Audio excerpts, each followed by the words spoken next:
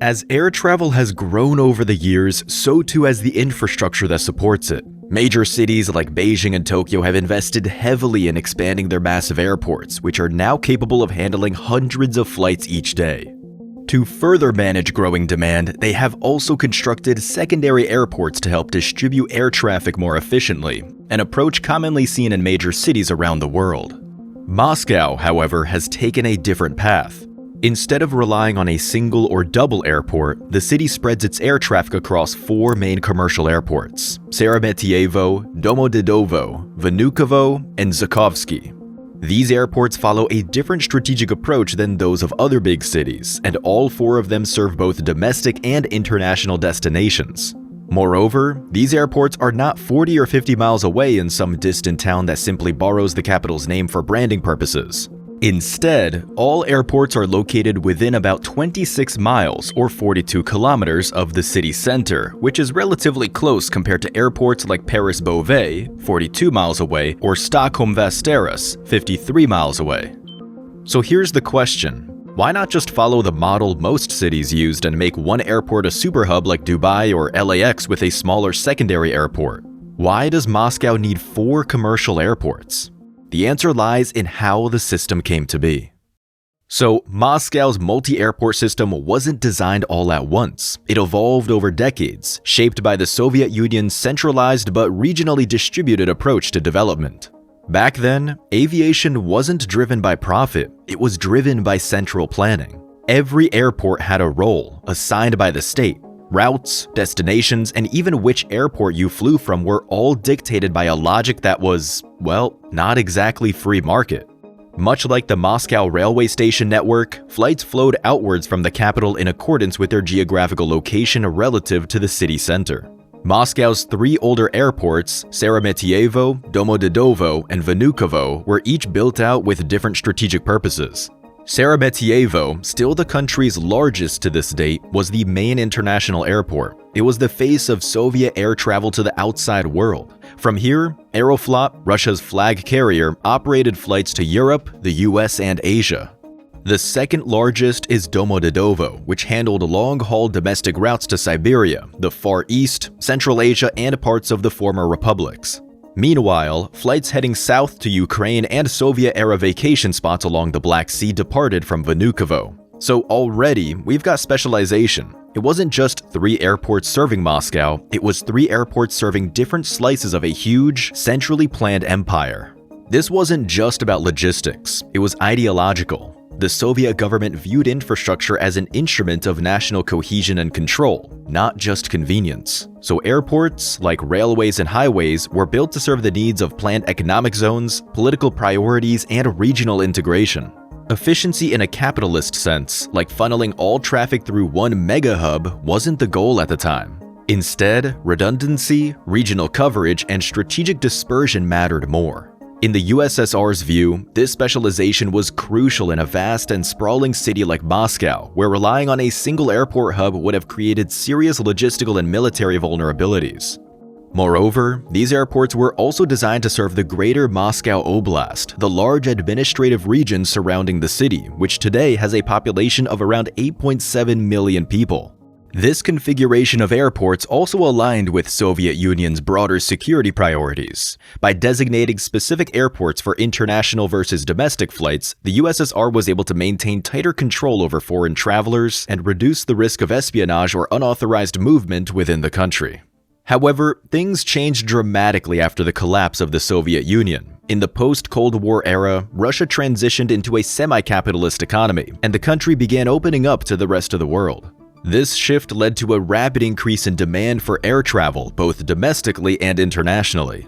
As a result, the old Soviet-era systems gave way to new patterns of connectivity. Moscow evolved into the central hub of Russian air travel, with nearly every major domestic or international flight either originating, terminating, or connecting through one of its airports.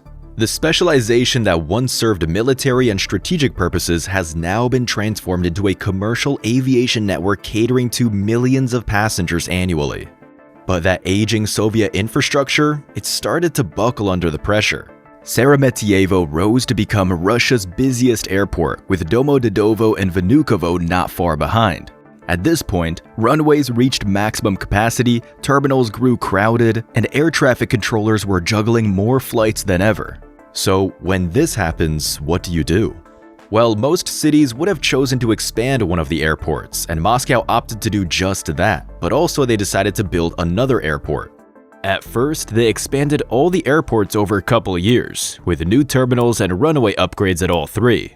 Then in 2011, they started talks for another airport, and after several economic challenges and regulatory delays, it finally opened in 2016. The airport was mainly opened because building a new one was more practical than expanding the existing facilities furthermore. This was particularly because the new airport Zhukovsky wasn't built from scratch. It started life as a military and test airfield. It hosted aviation expos, aircraft development, and experimental flights, so it already had a runway. The logic was simple. Use Zhukovsky for secondary flights, charter airlines, low-cost carriers, and regional routes. That way, the big airports could focus on their heavy international and domestic traffic. When it opened, its projected capacity was small, about 2 million passengers a year.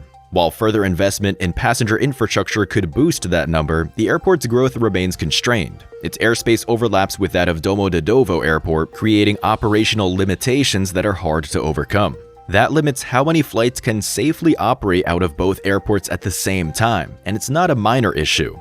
Airspace conflicts are a nightmare for scheduling, especially in crowded skies. So while Zhukovsky exists and does handle flights, its growth has been way slower than projected. Still, it serves a purpose. It gives the system flexibility, and that's the real reason why Moscow has 4 airports. It's not just about capacity at this point, it's about resilience. It's about managing a system that's as much about politics and geography as it is about passengers. A striking example of this came in late 2024, when all 4 of Moscow's airports were temporarily shut down due to what authorities described as airspace safety concerns. Rumors circulated about drones, potential military threats, and security lockdowns. Now imagine if Moscow relied on just one airport. Such a shutdown would have been devastating. But with 4 airports, the city has flexibility. Flights can be diverted, schedules adjusted, and operations maintained. The system bends rather than breaks. Having multiple airports also helps with route directionality. If you're flying from Europe, Sheremetyevo or Vnukovo might be closer. From the south, Domodedovo. From regional or charter destinations, maybe Zhukovsky. That means aircraft don't need to crisscross the city in holding patterns, reducing delays and fuel burn. But beyond efficiency, there's another important layer: prestige. Airports aren't just transport hubs, they're national symbols. Building a new one or even converting an old airfield is a political move, especially in Russia, where infrastructure reflects image, control, and independence. That said, while having multiple airports offers many benefits, it also comes with trade-offs. Managing 4 airports means higher costs, more staff, increased maintenance, and the need for additional transportation infrastructure to keep them connected. If you're a passenger flying into one airport and transferring from another, good luck. It's not like switching terminals. These airports are often dozens of kilometers apart. And not all 4 airports are equally connected to the city center by train or highway. In some cases, ground transport becomes a bottleneck. Zhukovsky in particular has been criticized for poor public transit links and limited airline uptake, and its promise hasn't fully materialized, at least not yet. While Russia could theoretically build a giant new airport and close others to create a streamlined dual airport system, in 2025, that approach is far too complex geographically and politically undesirable. Even if the government wanted to pursue such a plan, Moscow's urban sprawl has grown right up to the airports, meaning any expansion would inevitably clash with housing, roads, and protected land. Moreover, concentrating all air traffic into a single airport creates concentration risk, which remains a major concern for Russia. So instead, Russia bets on diversity and decentralization. It's not sleek or minimalist. It's not frictionless, but it's resilient, flexible, and adaptable. And in a country as vast, complicated, and politically tense as Russia, that might be exactly the kind of system they need.